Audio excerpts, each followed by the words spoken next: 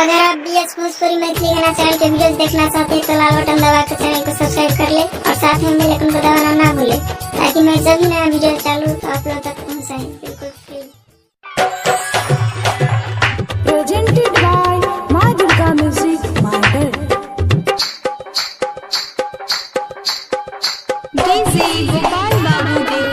अखन अहाँ सब सुन रहल छी बिट्टू मलंगिया एंटरटेनमेंट के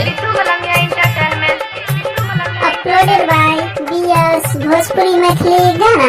सुन रहे हैं माडर से माँ दुर्गा म्यूजिक की प्रस्तुति।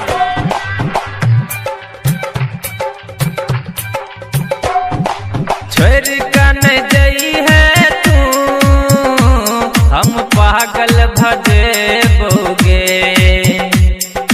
छोड़ कन जई है तू हम पागल भजेबोगे। तोहर दुपट्टा सा हम फसरी लगेबोगे। तोहर दुपट्टा सा हम फसरी लगेबोगे। छोड़ कन जई है तू हम पागल भजेबोगे। डीजे बिट्टू मलंगिया मधुबनी।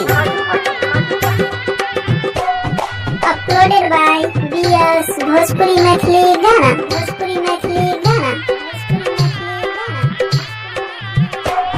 है तू हम पागल भजेबोगे। DJ Mixing Point Madanpur Sharlahi Nepal। दिल की ओ दुखे तो तोहार तब याद हमारे तोगे। दिल की ओ दुखे तो तोहार तब याद हमारे तोगे।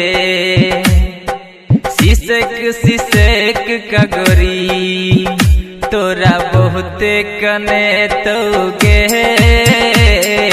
सिसक कगोरी तोरा बहुते कने तोगे। DJ Santosh Madanpur DJ Santosh Madanpur DJ Bittu Malangiya Santosh Madanpur Madhubani.